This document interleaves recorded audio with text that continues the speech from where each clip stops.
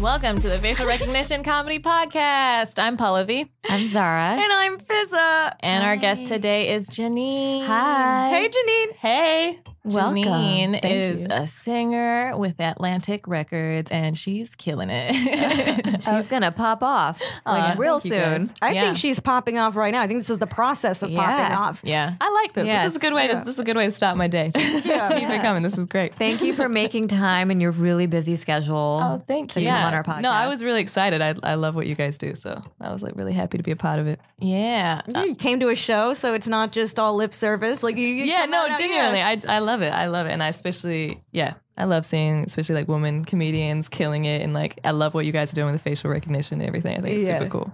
Yeah, because so I met you through Preacher, who's a comedian. Yes. And so you've been like really, like a lot of the like comedy situation in LA. Yeah, I You've love been, it. like all over. It's so funny, for someone that's not in comedy, because I've just been to like hundreds of like comedy shows over the last couple of years. But You've also been to the open mics and stuff too, so you see the process. She did an open mic. She got up at Hooters. Really? I've done a couple. I did Oh, one that's I did awesome. Madhouse, and then you it wasn't did? by choice. Preacher put my name in a bucket, and then I was like, Oh my God. But I actually really liked it, and it's really cool because you fun. get like a whole new. Yeah. I mean, it's funny because I'll be on stage, but doing comedy is like a whole nother. Do you think it's Full helped game. you the few times you've been on stage? You think it's helped you in singing and your other performance? Actually, yeah, I think a lot of people that struggle with like any kind of insecurities or confidence should just get up and do stand up. It just throws you. It's the same thing. I did an improv class like last year just because I was like, you know what? I just want to put myself in situations where I'm uncomfortable and then see how it makes you I better. mean, So that's why we do comedy. Just to feel uncomfortable. We just like feeling uncomfortable. Yeah. Like, we just want to feel something. What is happiness? Yeah. That's all we want. Yeah.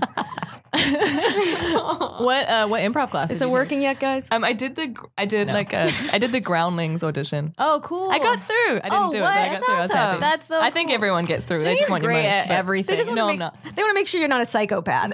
Well, what happened is I feel like a few years ago I went to one like a free one in North Hollywood or whatever, and I was like, I didn't fully apply myself Yeah. like the way I should. I was kind of like, oh, I'm awkward. Like everyone's different. Like what am I doing? And I remember like I did okay, and then I just hesitated and I just bombed so bad, and I hated that feeling, and it was so awful that I didn't go back. And I was like, that's stupid. If I didn't conquer this, I should do it. So I went to improv, and I was like, all right, this is not usually my thing, but I'm gonna like sit at the front of the class and I was like, I told myself like I would like volunteer for anything. Yeah. And I did, and I had a lot of fun. And then and everyone was very like free, and that's what I love about being around like comedians. Because obviously I'm around like music and I love musicians, but a lot of time like we take ourselves way too seriously, and I've always been super goofy. Like I've grown up around it, so I'll just be like the awkward one making like weird comments in the corner, and everyone's like just looking really cool. I'll be the one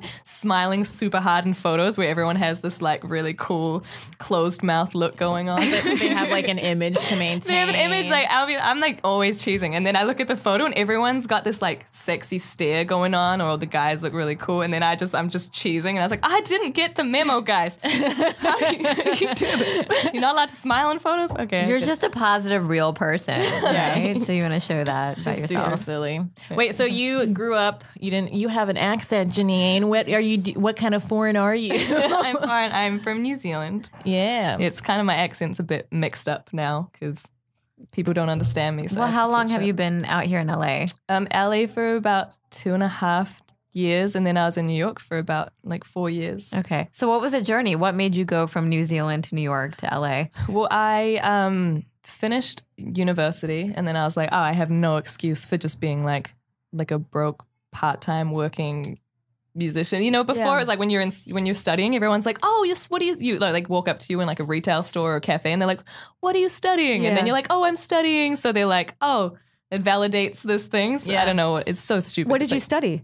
Studied music. Okay. They there's no need for a music degree, really. It was just the good thing about it was it made me focus on what I wanted to do for a period of like 3 years. I think college is more for integrating kids into society and becoming a little more independent. Make your mistakes then. Although New Zealand is different. We don't stay on campus. So it was really like I barely went. Like I don't, now I would actually You didn't go to class? I didn't go to class. I just did enough to get by, but I think it was good just immersing myself and, you know, having mentors and people around. But basically I finished university and I was like, what am I doing with life?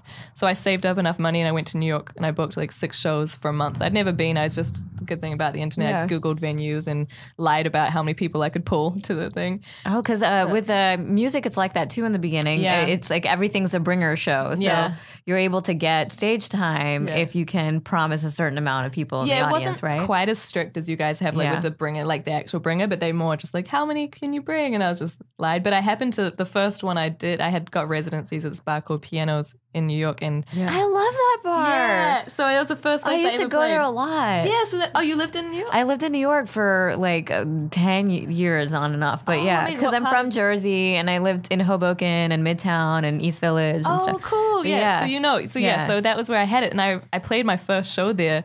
And it's actually how initially I changed my name. I had a different name. And then I did this, I had like my loop pedal and it got me into production because I was going over there and going to play these shows and I didn't have a band. So I was like, well, I have to make my backing tracks. And I didn't really realize that I was able to, like, I put all the music together for it and I was making beats and I was like, oh, this is fun. I can actually manipulate Did you my sound. learn anything about music production as part of your music program at university, or was this all I you didn't taught go to the yourself? class. So self-taught. I was like, afterwards, I was like, why didn't I just go to class? This would be so much easier. But no, so I ended up doing that and I did my first show in New York and I got like mobbed with people afterwards because I didn't really quite fit a box. And the best, obviously, America's the best place for any kind of niche. They'll just, you know, like the niches are bigger. So I did that and then I was like, I have to move there. So I ended up moving to going back home after that month playing those shows and then saving up. And then I moved there for a year on a postgraduate visa. And that's when I was just like, I was super hustling. I was working full time and doing music full time. And that's when I Were you working in music full time as well? No. Like a record label I or was just anything? working at a shoe store. Okay. I was working at like a Vans store. Oh my God, that's actually why we wanted you on the podcast. We want to talk about shoes. Yes, now we'll talk about shoes. We love shoes. I love Two of us do. I don't have that many. I have so many. But Wait, so when did you, like, going back a little bit before that, when did you like first decide that you wanted to do music as a career? Like, I mean, I loved, like, you know, when I was like a baby, I was like, I'm going to be a singer. Like I was that kid. I mean, there was so many other things that I wanted to do, but it was just, I always came back to music. So. Was your family supportive of this dream? Did they put you in classes? Yeah, they definitely didn't want me singing the music I ended up singing, for sure. They would definitely want R&B me. fuck music. Oh. Can I just say, I've the best banged music. to Janine's music Yes, before. that's and my favorite I compliment. texted her before and I was like, I'm about to bang to your music. And she's like, okay. Janine, you, Putting this on the playlist. you make baby making music. I make baby She making does. music. Baby makers. That's slow and nasty music. I know. She makes love and hip hop music. that you need to pull out or you're gonna get pregnant music. Yeah. Baby How many babies are going to be named Janine? That would make me so happy. Seriously, how many babies are responsible? I don't How know. many, yeah. That would be the most. I've definitely met a few people. Because, I mean, I used to, like, have sex to people's music. Now I don't, like, it's some, like, people I now know. It's like, but now it's weird. I can't really hear their voices because I'm like, I don't want to think about you while I'm. Wouldn't it be weird if they all hit you up for child support? It's like, this is your fault. You're responsible, Janine. That is so funny. Yeah. No. So, yeah. Okay, so they've always been supportive. You have an older sister, Big Foss, Deb Yes, Foster. I love her. Shout out to She her. actually was in New York, so that's why that kind of gave me a good push to move there. So I was just going to finish though. So I was working and ended up like I've put out an EP when I was first working and doing music, and that was when I was like not sleeping. Like I literally slept 0 to 4 hours every night for that year. Was this in New York? That was in Your New York. hustle year? You know what? Yeah, You know, in New York, yeah, of like, course. You're just like it's you normal. don't sleep, you work, you drink, and then you I had do like it all over again. yeah. After I paid like my expenses, I lived off like $5 a week, and it was just it became normal. It was just that way of life. And but the thing with New York, there's so many events you can always You just slide go out, for free. get drunk, and eat food. Like you're fine. Yeah. But yeah. So I put my. When you're a pretty girl, you can do that. I mean, I think I'm. You got into places. No, look, I've never been that girl. Especially then, I think I was like a. I feel like everyone moves to LA and gets more attractive. Like I definitely. I got prettier. I'll be looking at photos of myself, then I was like, I look jacked up. Girl, I had a mullet when I moved to LA. yes. And it wasn't even my hair color, so there was thought behind it. Yeah.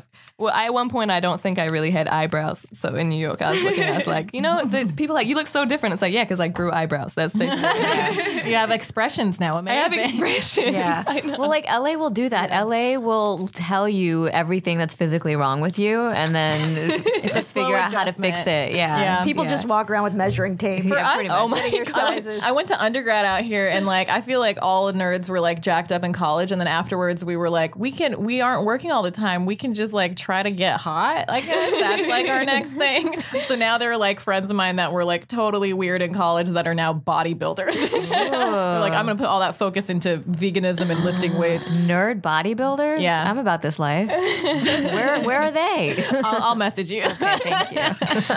That's so funny. Yeah. Okay, so you hustled. So yeah, I was there and then my visa ran out and I had to go back to New Zealand. Oh, you didn't try to marry someone and stay? No, actually, funny enough, I won the green card lottery, but I didn't take it because it was like it's like some tax thing. You got to pay double tax in both countries if I ever move back. Annoying. It's so dumb. But so I went back and then there was a couple of other filler things that happened in the meantime. But basically, I got a TV sync on Love and Hip Hop Atlanta. But during my song "Hold Me," and then I went to that night.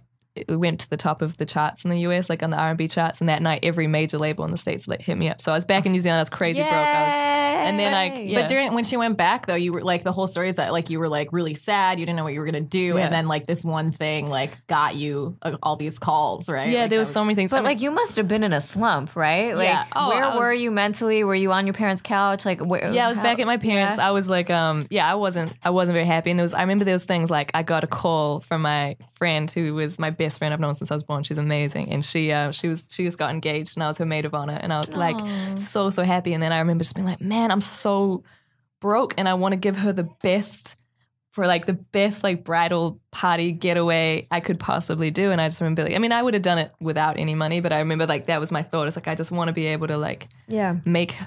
I just don't want to not like be restricted by that. And yeah, I was just... So you started a GoFundMe. No, but it was great. I mean, like, there was a lot of things. It's funny because I always feel like things always come from where you're not looking. Like, if you... Absolutely. It happens because of the plans you make in a certain direction, but it will always come out of left field. Like, for me, there was all these other things that I was set to do, competitions that people had thought picked me to win, and things that I was like, that were going to be my way, things were going to happen. And if someone had told me like, hey, Janine, you're going to get signed off Love and Hip Hop Atlanta, I would have been like, what are you talking about? There's no way. From my experience, when was it? I'll ask after. Oh, wait, when was it? Yeah, when did you get signed? What year? Oh, like 3.5 years ago, three something years ago, a while ago. So 2014. It's been a while. Yeah. And when was the episode of Love and Hip Hop?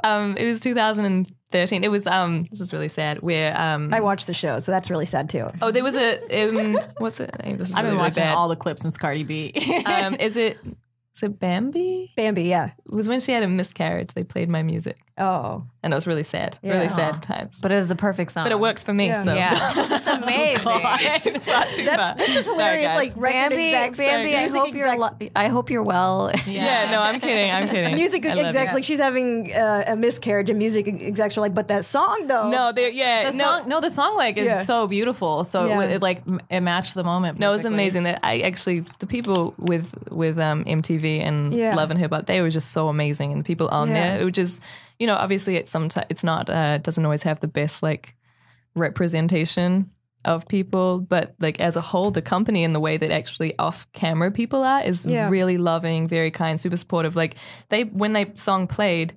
like I didn't think anything was really gonna. Well, you knew they were gonna play it, right? Yeah. So what had happened is they actually got me on a program called a different song on Black Ink Crew, which is a tattoo shop. Yeah, I know that show. I don't watch that one, but it did well. It did really well on there. Like I refreshed and it was going up went up 30,000 plays in like that day, which was insane to me. And then they were like, "Oh, this went really well. We want to push it." But at the time, I was like flip flopping as to whether to do it because I thought they were just going to use my instrumental. I had no idea what was going to happen. But then they end up. What they do is when they play it, they put like your name and the song, and then in the ad break they put like your picture up and where to find you. So I was it was so insane. I was like at home and I was like refreshing, and it was going up like tens of thousands of plays. Oh my goodness! Wow! On my SoundCloud, it's it was at insane. like 5 million or something on YouTube. Yeah, but it went to like 1 million in that week, and it was just like and I'd never seen those numbers, and I remember I was like, Mom, I'm blowing up. What is happening? It was so weird. I was like, this must be a glitch. Like, what is happening? And then I started getting emails, and it was you know, and it's been like a journey since then. Things didn't, you know, really take off the way I wanted to. And then there's been a wait. Like I finished my album 2 years ago and it's coming out soon. But it's like there's so many ups and downs, but definitely at the time when, you know, I did right before I got signed, I was definitely in like a really bad place and I just wanted to get back to the States. And from what I've experienced is that a lot of times when I detach from an outcome, like something I wanted really, really, really bad to a point where it was like an obsession and I just let it go, that's when maybe that creates space for it to come into my life. Yeah. That's been my experience at least. I definitely believe in like you just celebrate what you want to see more of. Yeah. Definitely what you put out, you get back. So I think like having those, like detaching, but then also like being... faking it till you make it. Yeah, faking it till you make it. But like focusing on the positive, what you do have, what you can. And like also I've learned, I always thought when I got signed, I would never rely on the label because I got signed because of the work. Like I produced the first EP myself. I recorded it myself. I funded it myself. Everything I did myself. I did my own artwork, my videos. Like, so, but then I did find like even I fell into that trap of like the last... like a year ago, 2 years, like I just kind of slowed down and started relying on them and listening to the promises of we're going to do this and we're going to do that, and like it all fell through. Yeah. So last year I started like picking up, and then everything since then I've been on tour and all this stuff. I don't even have management at the moment. You did your first headlining tour recently, and did you organize this tour yourself? It all started off of her booking one show. Oh wow. Yeah. So I decided. Like I used to have management who were amazing. They're great people. We didn't always like see eye to eye on things, but they were trying to wait for me to perform until the album came out so we could really like push it. And I was like, I need to be performing. Performing is like my main thing. Yeah. That's what I do. And so I didn't end up performing for like nearly 2 years, which is just like, I was really depressed about it. And it made me. Did you perform like at mics or something? Like how did you stay? I went to one mic last year and I'm like, and I sucked so bad. It was really bad. And it was really like humbling to be like, all right. And then I was like, okay, I have to get better. And then you started taking vocal lessons again, right? Well, no, I was doing vocal lessons before that and I was fine. I did like just a few months of it because I was like, I think no matter how good you are, you should always work on your craft. And if there's ways to do it. And I learned a lot through that process and even just like, just getting out there and hearing other people's opinions and stuff. But I did the open mic. I sucked. And then I was like, I need to get back. So I booked a couple of shows in LA and we nearly sold them out. I sold the first one out. And then I was going to New York and I was like, she's so humble. I was at these fucking shows. I was at both of the shows and the entire fucking crowd was like, people were like crawling at her feet on the stage. Like they had, this one girl had a Janine headband and Janine was like, is your name Janine? And she was like, no, this is for you. She's that humble that she didn't even think at her own show people would wear. I mean, that girl made it herself. So. Okay, in my defense, I knew that there were other Janines coming to the show. I didn't know if she wanted to advertise that she was the other Janine. I don't know. But it was cool on tour. That's how humble she is. On tour, these people made their own fan t-shirts and it was the coolest thing. You're like, is your name Janine? She's like, no, your name's Janine. Okay, I guess it is. Okay. But like people like I was so Janine and I are like really good friends. So I was like at both shows and we were like selling merch and stuff and there was like these long ass lines and people came from all these places and they were like crying and they like all like knew her like the words to her songs and stuff. But those were shorter shows. They were like an hour slot, right? And they weren't even that. I think maybe we did like 45 minutes an hour. I think the tour was a bit longer. And then your headlining tour, like that was like you were headlining. It was like your show. Yeah. So you got to like. Well, the other ones they were my shows, but they were just like kind of throwaway shows. And then so I booked they kind of like set it off is I booked a show in New York. The beginning of this year because I was just going for a day, so I just called up a bunch the same way I used to. I just called up a bunch of venues and I was like asking for spots. I was like, basically what we all do for spots. Can I play? And they ended up giving me a spot. It was like 7 p.m. on a Friday at this. That's a prime spot, and and we like within 2 days' notice we sold. I mean, it was. Wasn't it like it was sold out. It was people are hungry for Janine. They were like, but it was insane. But it was my first experience of what the tour ended up being like. It was crazy. So I had no idea, but I was like, I'm gonna be here anyway. I was like, so long as there's like 100 people, it'll feel good. Yeah. And I think the capacity was like 200. They might have let like 260 people in. Oh my god, what venue was this? It was at Baby's All Right in Brooklyn. Okay. And I was going to ask you, what are your fans like? They're the coolest people. Like I swear, people like. I mean, I have such a diverse fan base, and they're like. All like different. It was funny. They had Pallavi was saying, there was some people that flew out for my LA show. Like I had like 7 people fly out from like, they flew from New York. They were like waiting for you to perform for so long. Yeah. Like they wanted to see you. They just didn't want to miss it. And it's cool because when I went back out on tour and I've seen the same, I've had people come to multiple shows. Like people even drove when I was on tour to different shows. Wow. But I sat down with them. The people that flew out, I was like, hey, you flew all the way out here. Like, I'll hang out at the park with you guys tomorrow. We'll just like chat, talk about our lives. And they were all like the most incredible people. And they were like trying to change the world. Like, and I was like, I love you guys. You guys are just so like, that's what sweet. I really like about Janine. It's like after every show, she like waits hours outside and like the whole line will like, she'll take pictures with them. She'll talk to them. She'll sign everything. She like does like live Instagram stories with them and like does the thing where like they can be on the screen at the same time. Like she really like, you know, like to be grateful for that. Well, I am lucky that I have great fans, but it's kind of like people always come up and they're like, oh, you saved my life. But the truth is really they saved my life. I get to do what I love. Only because of them. Was it surprising to find out or discover you have that much of an impact on your fans? I think the thing that was definitely surprising when I did the Brooklyn show was I've had people sing along to my songs, but this was like, and tour was like this too, but it was different. It was like I started singing the first word of my song. It wasn't even like my known song, and they started singing the whole set. Like I've got like videos, and they were so loud, and I was like very, very moved. And because of that footage and because of all of that, me posting it and then I was like, oh, I got a call from the book label and my booking agent. And like a lot of the time people were like, oh, I didn't even know you wanted it. I was like, for 3 years I've been asking to go on tour. But I mean, I guess there was a breakdown of communication or whatever. But so did they own up to their mistake of they were just like, yeah, I'm sorry you felt that way. I think there was a bit of like back and forth with like, oh, your old management didn't do whatever. And I was like, all right, at this point, I'm like, so long as something happens, it doesn't really matter. As long as we're moving forward, it doesn't really matter to go and blame who or what. You know, and also I definitely think regardless of what they did, I'm essentially the one to blame. If I'm not pushing, if I'm not booking my own stuff, then that's my fault. People want to jump on a moving train these days. Exactly. Yeah, exactly. You have to build your own momentum and then people will help. And I think you should always create yours. And that was my mistake for not creating that myself at one point. So, but after that, I talked to my booking agency and I was like, well, I just want to go out and do some dates. Like I'll go out and I can do what I did with New York. Like I can go by myself. I could do a full band. I can do whatever setup. Do you have opening acts and stuff now? I just got, it was really important for me with the tour. I wanted to give like local people opportunities and I wanted to definitely make sure that the show had full diversity. And so I made which in a way where I put so much more work on myself trying to find. In some of these smaller cities, it's very difficult to find like local openers. artists. And she was like posting on Instagram, like if you are a musician in this city, and she like checked all. I'm sorry, I'm like telling Janine's story. No, you're good. This is such a good story. Like I'm so inspired. I know. I'm a it's Janine like fan. it's like hustle. It's the same thing that it's like cool to see it in a different like art form, you know, in like a different creative field. We're all out here. Yeah. But so you posted and people like emailed you and you like combed through it the day. So what people don't realize is when I actually had them open, it's like I handpicked everybody. Like the booking agency was sending me a bunch of people that weren't like quite fitting for what I wanted. So I put a thing out for my fans as well. It's like if you're my fan, if you want an opportunity to open, so I sent an inbox. But this is at the same while I was on tour. I had like so much stuff. We've been finishing up the album, like artwork, videos. Yeah.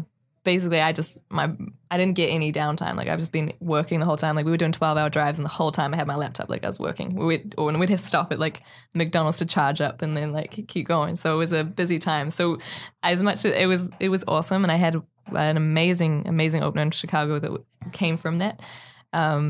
Who I think is going to be like very, very successful. This guy's Adam Ness. He's amazing. Oh, I saw that. Yeah, he's really good. You discovered him?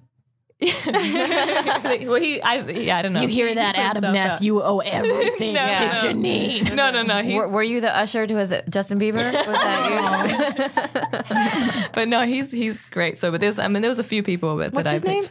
Adam Ness. Adam Ness. Yeah, he's really, really talented. So it was cool to see, to be able to pick that, but I didn't realize how much emails I was going to have to go through and how much music. And then some people are just like, hey, so I don't actually make music. I just want to like say hi and do you want to meet up? Or like they'll ask like, random. I get so many people ask me just like random questions that I was like, Google could tell you this. Or how do you deal with people asking to hang out? Because sometimes that comedians get that as well. Women comedians. Yeah. We were saying like our demographic is mostly dudes. So how do you handle that?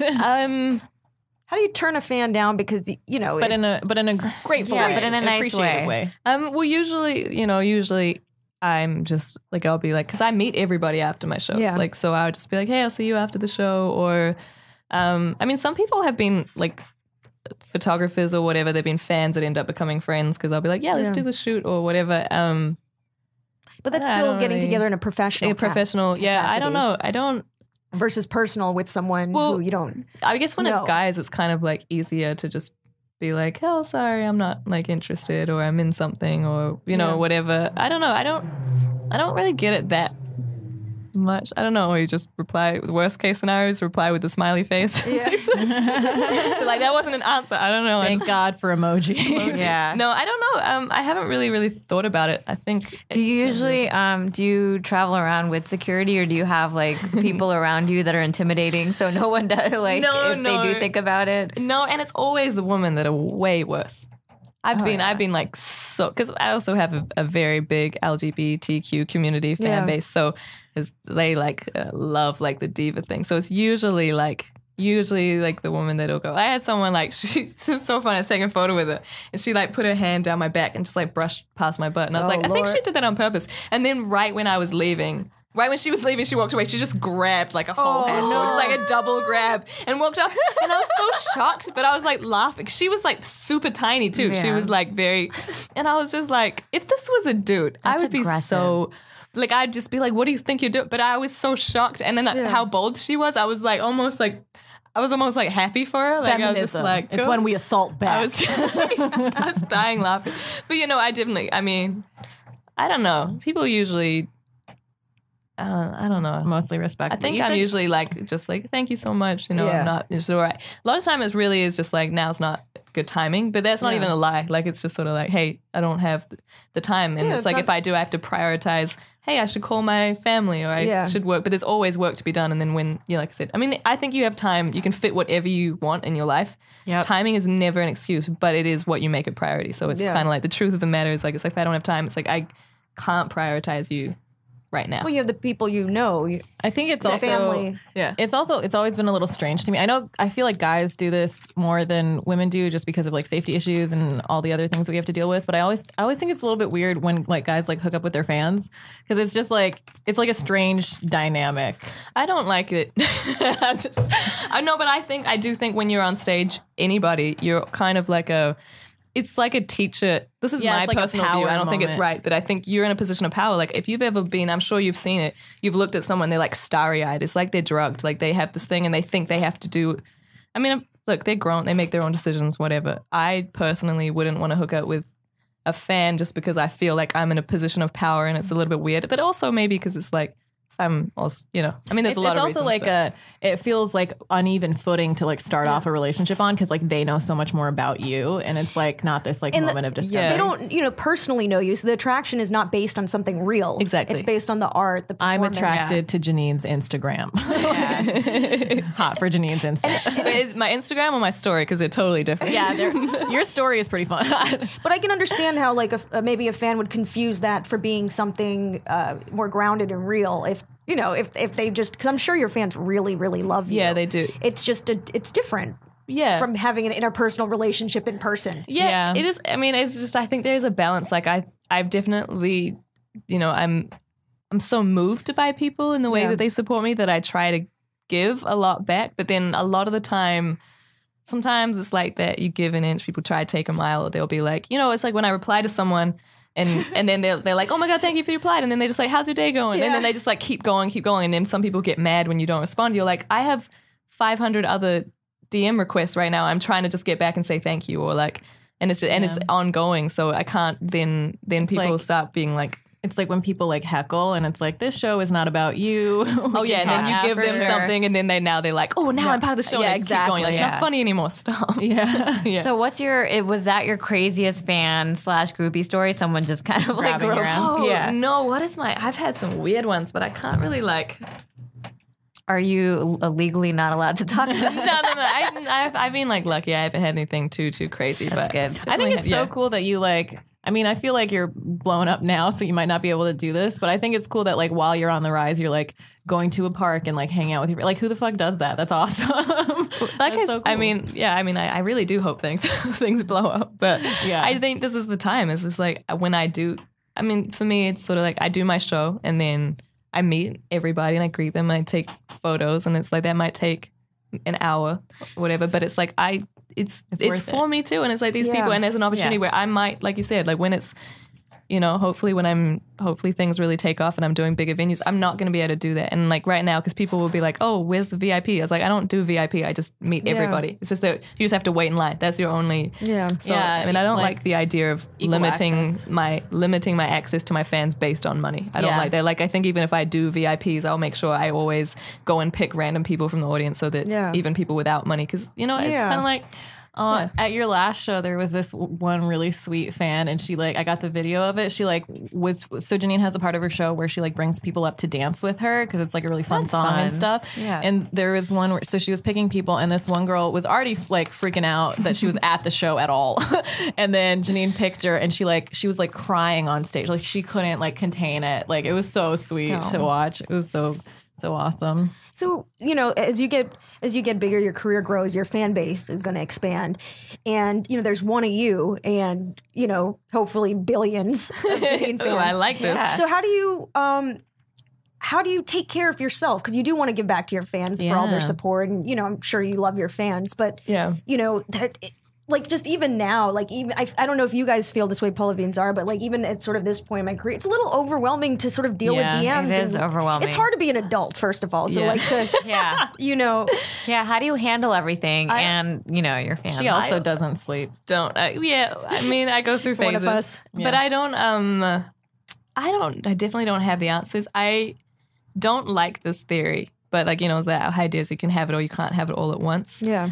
But I do think always something gives. It's like I hadn't been to, you know, I like working out every day. I hadn't been to the gym in over a month. And like, you know, my DMs, it's like I can't really get to them. I'll try. And sometimes it really is like a lot of time. I mean, I haven't even watched I want to go through and I'm excited to go through all the footage. Like even Pallavi posted these videos, which I'm really excited about. But sometimes I'm like, I don't want to think about that. I don't want to look at it, or I'm like, it is overwhelming. But I don't know. I think it's a total work in progress. And like there's something, it's always hard. It's like you have your best professional moments and then you're dealing with your worst personal moments, and that's kind of like a lot of stuff I've experienced recently. That happens every time Fizz's career is like amazing and she has all these crazy opportunities.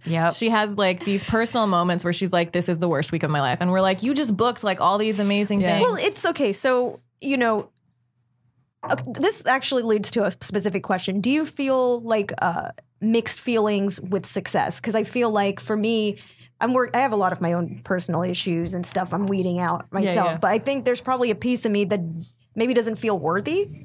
And you know, as from an intellectual point of view, I understand what that is. Yeah. But you know, from an emotional point, it's like I do get sometimes triggered by success. Yeah. It's a little overstimulating. I think often people in all aspects of their life, like love, career, always don't realize the self-sabotage that comes from little issues. Oh my God, yes. I'm constantly like facing things or attitudes I had and trying to like make them better. And I've definitely been, over the last 2 years, I feel like, I mean, over my life, but I just definitely been confronting these moments. Or like every time I feel a certain way, I'm like, wait, why do I feel this? I try to break it down, and I usually find it's something stupid. But I do also, I think where I'm from, because I'm from like the middle of nowhere, and it's just like everyone just, you know, everyone's life is the same. They go to school, they go to university, they get a job, they get married, they have kids, and like they buy a house, and like all that stuff is, and you know, I do want to have like some kind of balance. I mean, I'm not trying to like have a kid right now and stuff, but I do think that there's challenges with what we all want. Like we want this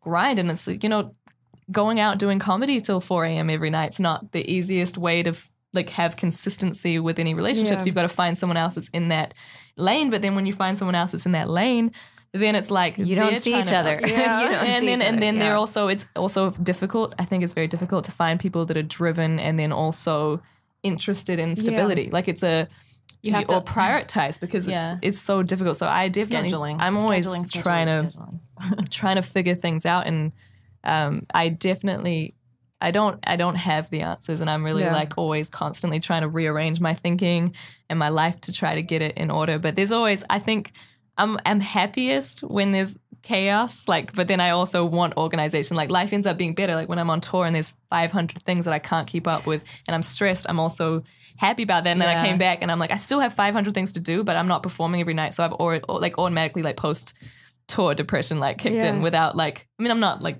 that's how I feel. Like I feel because when you're the busiest, you are also the most productive. Yeah. So your like output is like really high. So your brain functions better. Yeah. So you're have constantly a lot to do. Yeah, you're like constantly like putting out fires. You're like dealing with all these different things. So you just feel like constantly like in it. And like I'm exactly the same way. Like I get more depressed when I have like less to do. Yeah. Yeah. Yeah, exactly. And stage, obviously, as you guys know, because you do it. I mean, comedians, you guys are up like every night, so it's different. But I definitely think it's like a release. And so for me doing it, I was, as much as I was like dealing with a bunch of other stuff that you can never let show. That's the other thing with the entertainment is like well, I mean, I guess you can, I mean, same, you guys make jokes about it. I can sing about it.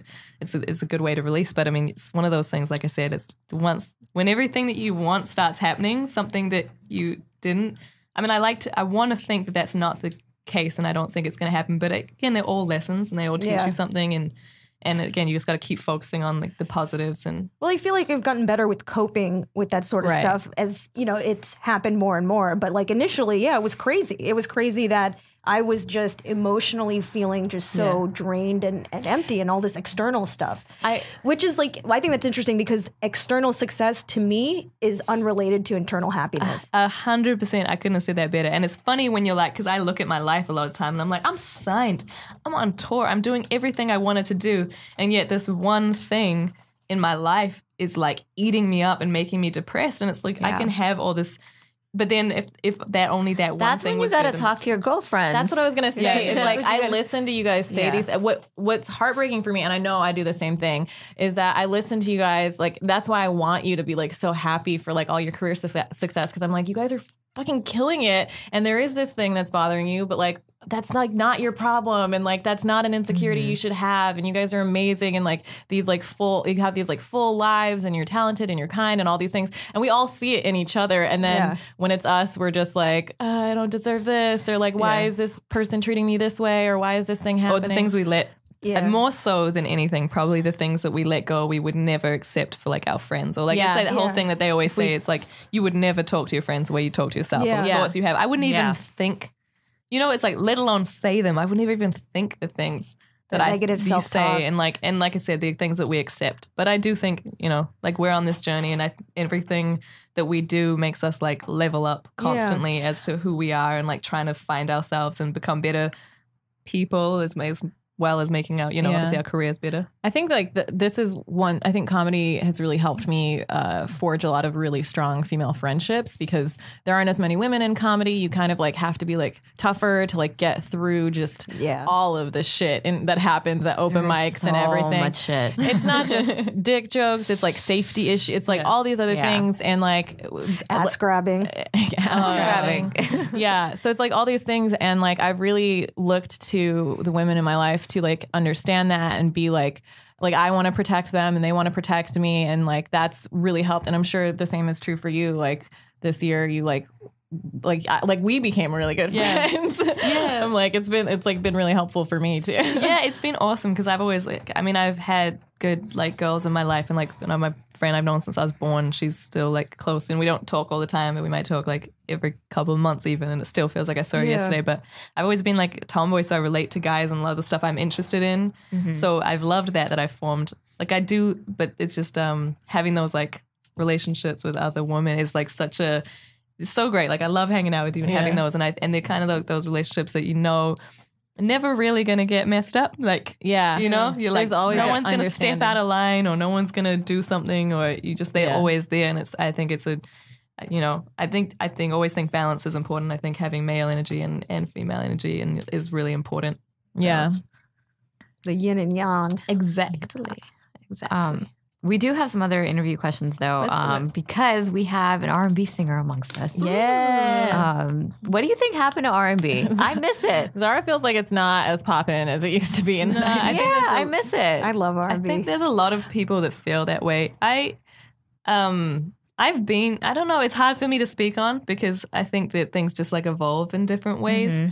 But I definitely miss like a lot of the old. I miss like Mary J. Blige and like that's what I grew up listening to. Yeah. You know? Oh yeah. That's amazing. I love that. Like I'll listen to Joe and like Aaliyah and like a bunch of that type of stuff. But I think, everything just kind of got merged into a lot of like that pop. Yeah. I think that's really it. It's just like a lot of there's still good R&B out there. It's just not making it's not making the charts the way like the kind of Chris Brown pop, like R&B is going off. But it is there.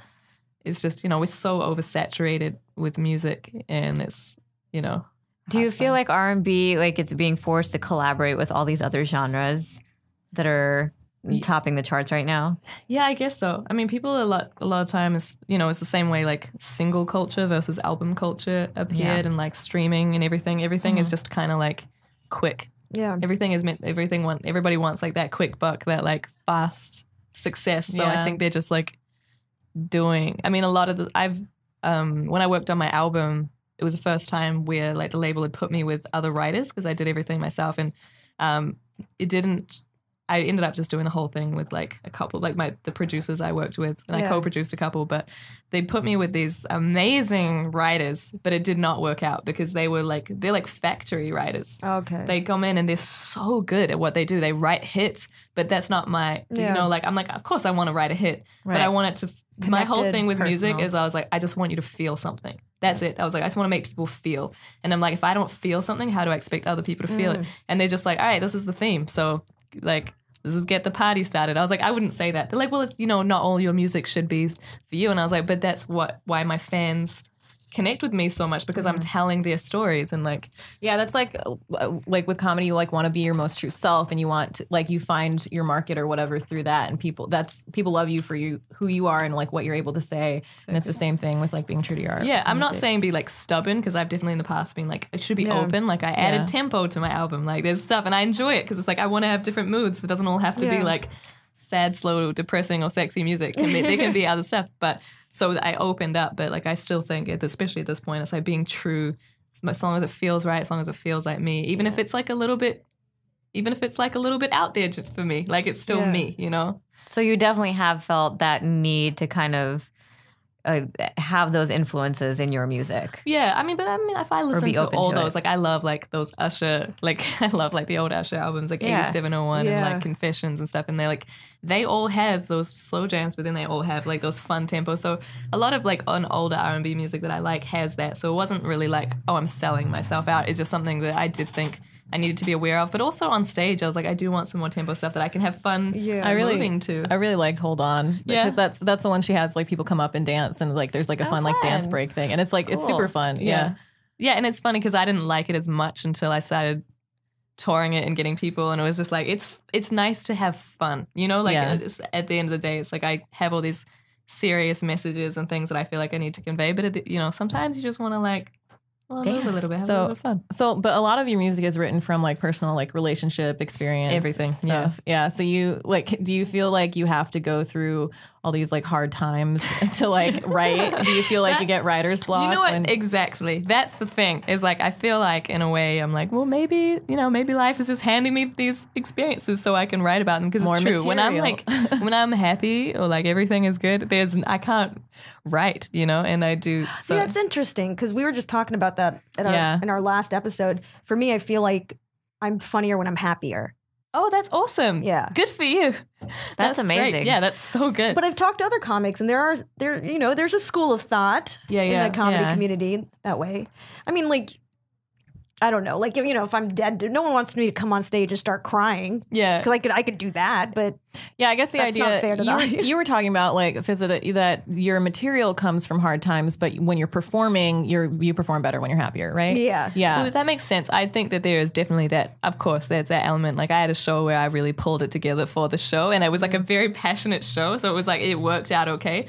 But generally, definitely being in a happier position. Like, because again, energy is transferred. So it's like when you go out there, and especially you're like super bubbly and fun. So it's like that energy, but that's something that you get that, like, you know, so if you go on and you're like, hey guys, it's gonna be weird. Like everyone, you know, it's not gonna work. My parents named me Fizza. There's no way I can't be somewhat super bubbly. It's so funny. Super, I don't know.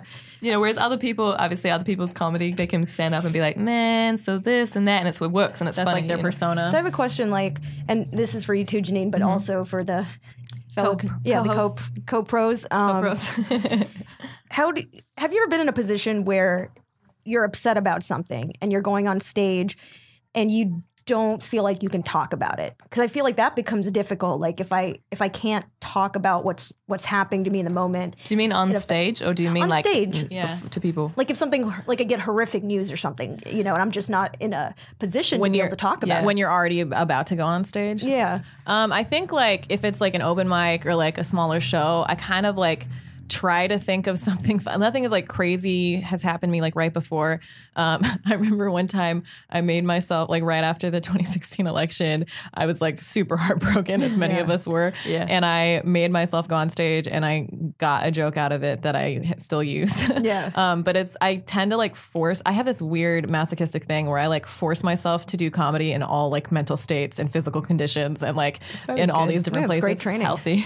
I guess it's healthy, but it's sometimes like it's like, I mean, it's a job, chill. right? So you have to be able to do it. Yeah, take the test in the environment. Even just dragging yourself out when you're depressed is like the hardest thing, and it's the best thing for you to do to like, you know, get distracted, get different things, and obviously you're like, and going on stage is like a whole nother level of that. I've never regretted being on stage. Like I've never, no matter how terrible I feel or like how if the set didn't go well, I've never regretted like going out and being on stage. I always feel, most of the time I feel better. Like even if I was sort of down in the dumps, I go on stage and after it's just an instant lift. Like I feel like. Yeah. I was in like I had going through a moment before on tour and I was like really, really, really messed up and had to pull it together to get on stage and like, and then, you know, when you get off stage and you meet your fans and you're just like, it's like people clapping. Well, for me, like the cheering or singing along is like you getting big laughs. You know, it's that feeling where you're like, oh, it feels, and you can kind of like forget. But then I also, like I said, I have this benefit where it's like if I break down in a song, people are probably like, oh, she's just so moved. Feel for you. Like I kind of feel like if I just start crying, it's okay. It's you know, like which makes me not. Beautiful. It's beautiful. I saw this one. I went to Portland recently, and we were just at an open mic, and like the best set of the night or whatever gets some prize, and this one comedian, she had like lost her dad like the week before, and it was the first set she had done, and she was literally like doing all these jokes as she was like wiping, like she was like crying and wiping tears out of her eyes, and she was killing. It was like one of the best sets I've ever seen. I was like, this is amazing. So it can happen like that too. I've seen both happen, but you gotta be funny. I've seen it. I've seen both happen for sure, and I think I've done it for myself too, where like I just address what's going on in my life. Yeah. And I've had like, you know, great reception. And then there's other times where like I just do whatever my type 5 or type 10 is if I find out some horrible news beforehand. And like that, it works because you always have, you know, like you always have your reliable content to go back on. Yeah. But like you never feel like I never feel good when I'm like faking it on stage. I don't feel as present, and for me, that's a big component of my act, But then at the same time, if you have like this horrible information or something that's affecting you, like for me, I always need time to break it down and turn it into jokes. Sometimes it takes it takes a minute. Sometimes. Sometimes you can say like one. They can think of like one or two small that things. girl's my hero. She cried on stage and still killed. Like, she was amazing. It's like it was one of those. I forget. I added her on Facebook a while ago, but I have to. But she, I'll shout her out in the next podcast. Yeah. But she gave me like goosebumps. Yeah. I was like, I got goosebumps when you. I know. Told us that. It's like it was one of the most beautiful moments I've seen. And it was just at like this bar, this open mic, and she was it was just amazing. What's the craziest news you've gotten before going on doing a set?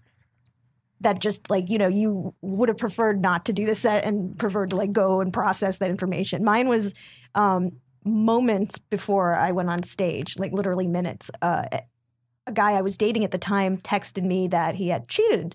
He's like, oh, I fucked up. And I was like, I'm about to go on stage. Like, so I went to the bathroom, I cried a bit. And then like I fell back on my, my tight 10, but like I wasn't present. Like now going back, I would have talked about it.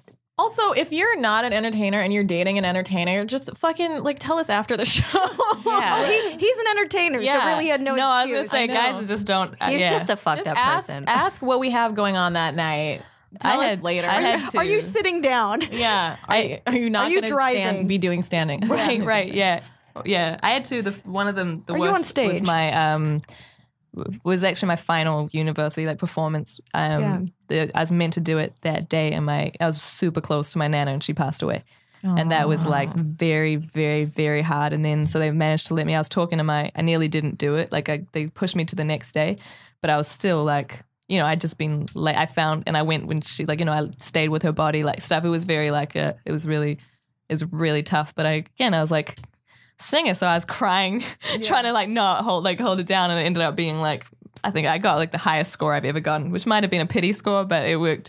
And then I've been like broken up with, like deleted off everything right before going on stage as well. And I was just like, why couldn't you just like, and I know it's like the intention's not bad, but it's just like it's just like those relationship stuff mess you up. But like in the past, I probably would have talked about it more, but now I kind of am a little bit more like I don't private. Like, I'm definitely the older I get, getting more private with. Yeah.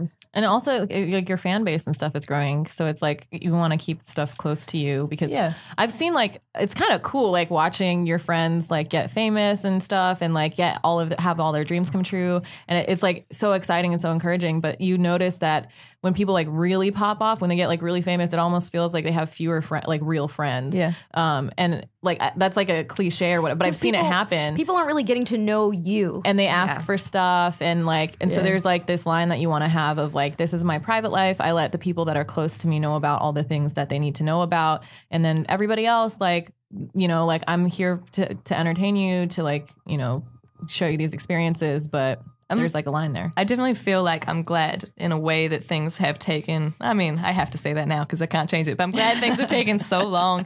Because I remember even when I first got signed, in which I didn't have the fan base I have now, and it's still, obviously, it's still small. Like nobody knows me yet, but like, you're a star. You're a headliner. Yes, you're a touring headliner. Touring headliner. But I remember that feeling of it initially happening where people around you do, like, I got a big check for the first time, and then like the money becomes weird with some people, and then just like people kind of all of a sudden are interested in you because they think you're popping off, and like because I didn't pop off, it kind of like allowed me to take my time to like figure out of the people who are genuine. And like I said, friends. Now it's taken so it's like been such a slow famous. build.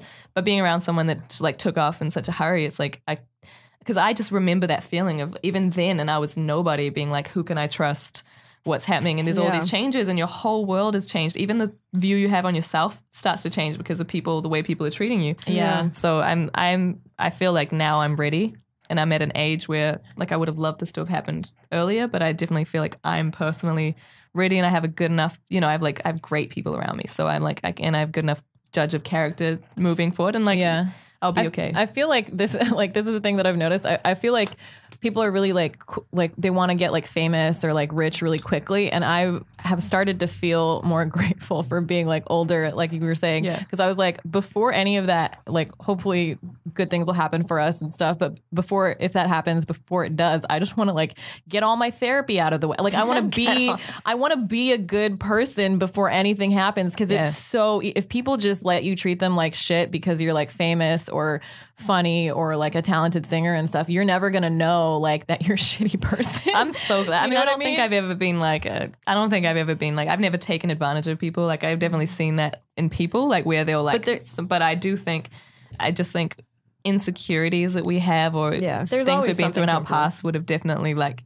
kicked up at some point, and I wouldn't have been able to, like if I was younger and I got it, I just wouldn't have taken the time to like, self-analyze. And I have friends that are like moving, and I'm like, are you sure you don't want to go to therapy now? You know what I mean? I think they're amazing. I think they're great and stuff, but I can see them like becoming really successful and becoming really famous. And I'm like, I just want you to feel like solid now in all aspects of your life. I'm in therapy twice a week, and it's still a struggle. It's the best, It's though. still, But I don't to do think it, the therapy should stop, you know? No, Like, it should it's- keep going. yeah. But I mean, like, you should reach a certain level of stability and self-awareness and growth before, like, all this stuff happens, because you're not going to prioritize it. It you know? helps. Yeah. You know, like that's why so many people implode.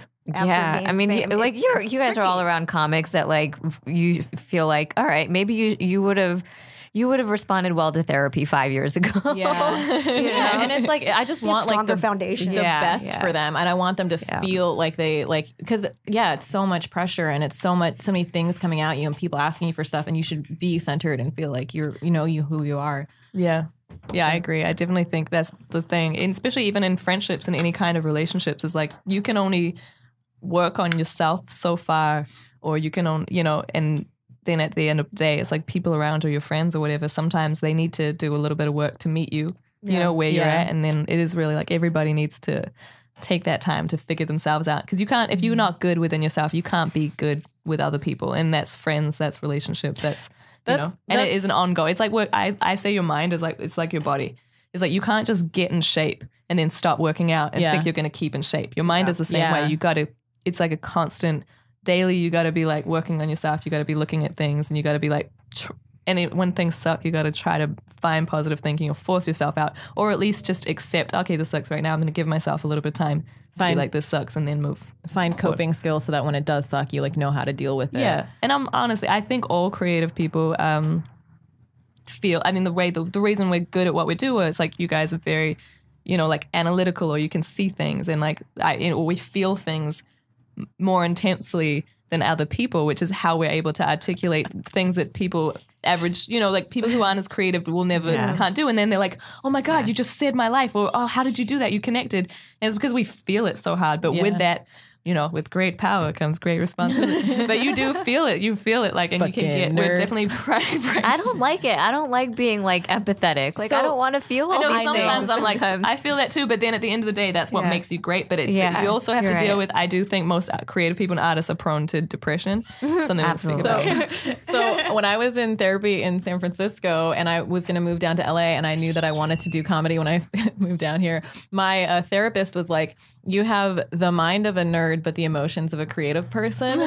You need to stop dating nerds and date a creative person. So I moved down here and I was just swiping right on comics, not knowing what the scene was like. And then she was like, you should date my therapist told me to date a comedian, which is, you need to fire. No, I have a different therapist now. Date a DJ or a singer. All right, Zara. No, don't date anyone. I told Janine, I was like, yo, hook me up with your like R&B singer friends. And she was like, they're worse. Yeah. But no, there's good people. Obviously, there's good people in every field. It's just it's really difficult. Like I said, the hardest thing is finding people who are really driven, which we find attractive, and understand what we're doing, and then are still loyal, available, and like emotionally as well as physically. I think like a lot of the reason everybody's like saying that like dating in LA sucks and stuff is because there are so many people here who are chasing these unstable dreams, these unstable career paths.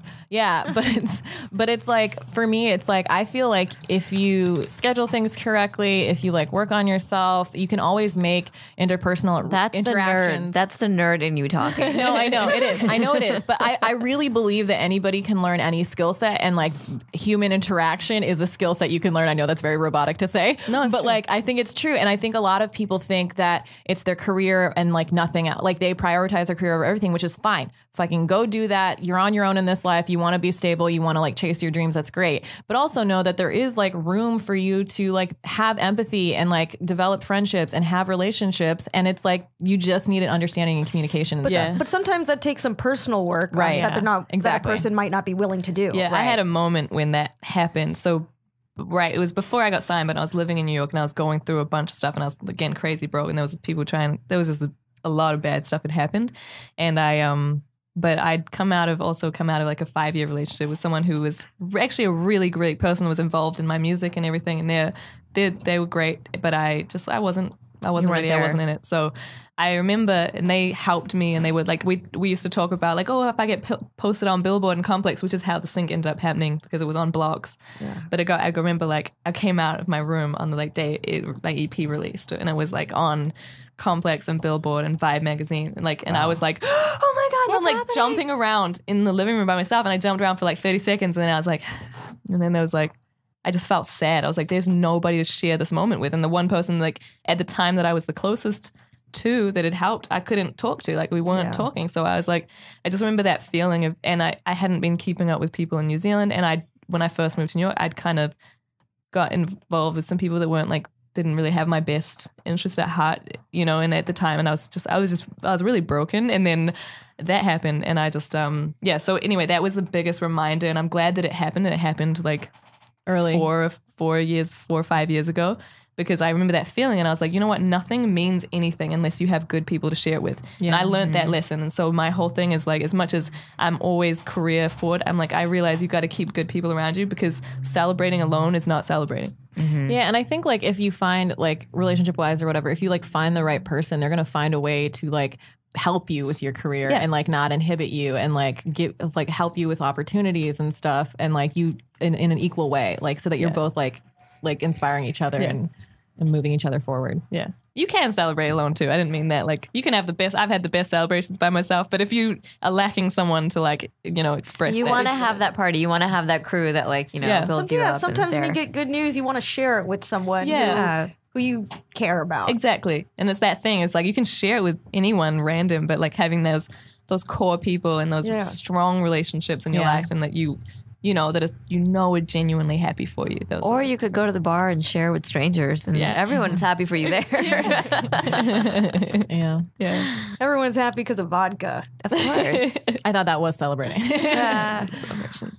All right. So, so we have this segment we call their favorite Desi celebrity.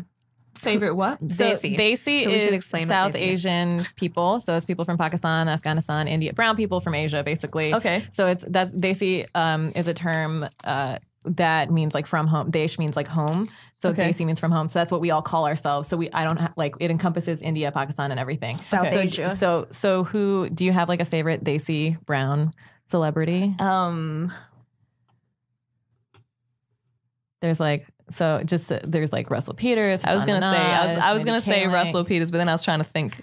There's also Riz Ahmed, who's my favorite my God. celebrity right now. Have you seen him rap? Oh yeah, he was a rapper before he popped off in acting. Yeah. I'd probably go with Russell. Yeah. Because but that was my first thought. But then I was also like, oh no. You know when you like think of someone, I'm like, think of someone. Yeah. Did you like, you used to watch the specials and stuff when they came out? Back in, actually funny because I wasn't like, you know, I'd watch like major specials, but I was not, obviously now my knowledge of comedy is a lot more extensive than it was. But yeah, I used to watch him like way back. And I thought it was really funny. I loved like his accents, like when he'd do it. Yeah, like it was just like so funny. Shout out to Russell. We want you on our podcast. Yeah, Uncle Russell, come on the podcast. I feel like he's so cool. He just seems like super cool. I feel like he'd be down. Yeah, I know. Like we met him, and he's like super sweet. What? I said I know his hairdresser. Oh, really? She was talking about him. So apparently he's really lovely. Janine gets her hair done by the same person that does Russell Peters. Oh, wow. That's why it looks the way it does. It looks amazing. Wow. Next time he's gonna come on the show. He's gonna have this gorgeous wig. That would be amazing. That's awesome. So, do you have any questions for us? We're trying to educate people about Desi culture and stuff, and I think you heard the end of the last podcast we recorded. So like we're trying to see if anybody has like questions that they would normally be embarrassed about. That this is a safe space to ask questions. I feel like I've asked. This is I guess a hot part. I feel like I've asked you probably all questions. I don't feel like there's anything that I'd like. I don't feel like there's anything that I want to know that I'd be like embarrassed to ask. Are there things that people assume about like New Zealanders? Kiwis? What did you call her? A Kiwi? Kiwi. Am I allowed to say Kiwi? Is that a thing? Yeah, Kiwi's fine. Okay. People ask us that's like derogatory. Goddamn Kiwis. Oh my God. Someone please educate me on this. I didn't know people that's from New Zealand. Kiwi is we get called Kiwis, but it's our national bird. But the funny thing, it's beautiful. It's really great, but it's also like endangered, but it's also flightless and blind. I was like, why are we using this? because you'll never leave that island. That's how humble New Zealand is. We're so humble. Like New Zealand, it's actually funny coming from that culture. Is like we are very like you can't stand out. You can't say you're good at anything. Like if you're the best at something, you're like, oh, I'm all right. And if you're really good at something, you're like, I suck. That's how. Yeah. And if anyone says anything else, you're like, I totally see that. You're way more humble than you should be. Like there's no reason why you should be no, but humble. I've definitely I think I've worked to really come out of my shell, and like and then I've been around people that have definitely helped like push me out of that even more so. Yeah. But I think I'm in a good place now. I think I have but if I went back to New Zealand, they'd be like, you're so out there. But I was like, this is so fitting. But New Zealand, Australia is different. So we don't like being mixed up with Australians. That's the only thing you need to know. Don't call New Zealanders Australians because like some things in culture are the same, but then a lot of our beliefs or like this system is different. It's kind of like Canada and America. This is back to Pakistan, India again. Yeah, we don't like being that. So that was the only thing. You have like water separating you guys. Yeah, we do. We just have violence separating us. Yeah. Cool. Oh man, that's cool. So if you ever meet someone that has an accent that sounds like mine, just say New Zealanders because Australians don't care, but New Zealanders care. Oh, you're like the little sibling that's like, I'm my own person. Yeah, we're the shadow country. We're like the. I want to go to New Zealand so bad. Okay, I'm like obsessed with Lord of the Rings, and You want to see some hobbits. I want. Oh, that's what people fucking do. hobbits. No, but I've always I really want to go to New Zealand so bad. I've convinced people have like asked me questions like people have. When I first moved out here, I was like, are you serious? People ask, like, they think, first off, they always think we're in Europe. And I was like, you know what, that's fine because I don't know where a lot of countries are. Like, I remember once had, this is not what I was to say, but I once told someone else, like, this dude was like, where are you from? I was like, from New Zealand. He started speaking Russian to me. Like, he thought that was going to get me. I was like, no, you just look so ignorant. Like, I was like, how is this? So there are all these different languages in Desi, like, between different Desi cultures and stuff. So I'll be on dating apps and people talk like Hindi to me, that like whatever they can, just trying to, and I'm like, I don't understand what you're saying. And you're like, why would you, I hate when people like assume rather than ask, like, oh, you're from, like, I feel like it's, like I'm guilty of it, but I always think it's better just to ask. Yeah. But or like they're like, oh, you're from India? Where in India? I spent 10 years in this other place. Let me tell you all about my meditation retreat. Yeah. I had people, so with the New Zealand stereotypes, because people will be like, the first thing they always say, it's like, oh, Lord of the Rings, or they might say like Flight of the Conchords. But I've had people actually be like, so are they like real, like, do people live in shires? I've convinced people that we don't have roads or TVs yet. You're spreading stereotypes. When someone is that, like, if someone is that ignorant that they're like, oh, you guys, I was like, no, we don't have to go to the well to get water. Like, we don't have TV. But no, I've really just been like, no, I don't know what like TV. I didn't know until I came here. funny. Like, we don't have the internet. Like, and people will really believe me. My dad at work tells people he rode elephants to school. Yeah, it's pretty funny messing with people, but. Yeah. So there's probably people out there that are just like. I just know New Zealand for having amazing water. Yes. Wine, and it always looks really picturesque and mountainous in Bollywood movies. So that's my experience in New Zealand. You're like the fantasy of Bollywood. Yeah. Really? I want to go to New Zealand and wear a sari everywhere. They always do like New Zealand or like the Alps, because in all the Bollywood movies, like, have you seen any? I've seen some, but not for a really long time. But yeah, I haven't seen any in a while. Yeah. But they have like all these like musical scenes, and the idea is like escapism, right? So they could show, because a lot of people in India can't afford to like leave or go anywhere exotic. So they always like film in these like really beautiful areas, and New Zealand's so like beautiful. Yeah. I don't know. I always like associate it in my mind with like the beauty of like Iceland or something, like, you know what I mean? Because it seems like this like they have island. a similar kind of. I mean, there's so many different like. I mean, it's like anything. You go to a city, and the city is just a city. But the thing is, you only have to go like 15 minutes, and you're out. You're looking at like grass and. There's a bunch of different. And then where I'm from the West Coast, so we have like black sand beaches and stuff. They're like super rugged. I gotta Google that. Yeah. We gotta go. When you do homecoming, take us with you. Yeah, that'll be fun. We'll be your roadies. We'll be your roadies. We'll sell your merch. We'll do all of that. Yeah. Oh yeah. We can open for you too if you want. Yeah. Or I'll be opening for you guys, whichever one comes first. It's gonna be a great tour. Yeah. All right. So, Janine, where can our fans and friends find you? They can find me on most things by @Janine or JanineOfficial.com, I think is my website. Just search Janine, that's Google Janine. Janine. Janine. Janine. @Janine. Managed to nab that. So that's wild. Awesome. Yeah. Zara's upset about that because she couldn't get Zara. There are too many Zaras. Zara's in the world. Just stop being cool online. I definitely give met me someone. my URL. I was gonna say I definitely made someone mad. That was the the label ended up. What had happened is someone had Janine from back in the day, and like they were inactive. They were probably keeping it to sell it on like Twitter and Instagram. So the label, they talked to the companies directly. So they're like, "Can we have that?" So they gave it to us, and then I saw someone trying to log into Twitter for like a long time. I was like, "Oh, they hate me." They're probably the first person that goes to my videos just to dislike them. Yeah. Oh man. Okay. So we are Facial Recognition Comedy on Facebook and Instagram, and on Twitter we're Facial Rec Show. You went to say Tinder, didn't you? And on Tinder, I'm single. So, and my social media is Pallavigunallan, PALLAVIGUNALAN. We're gonna have like listeners spelling it with us. Yeah. Spelling it every single Sponsored You need by to turn it. stamps.com. You need to turn it into a song, right? You need to turn it into a song. I'm Zara Ali. Zara is ZAHRA, and all the socials are Zara Ali Live. And I'm Fizza Dasani. That is spelled Fizaa. Dasani is DOSANI. Yay. Thank you so much for being Thank you. This has been so much fun hanging out with Janine. you guys. This is so fun. Catch us on Janine's tour when we go to New Zealand. Yay. Thanks, Janine. Thank you.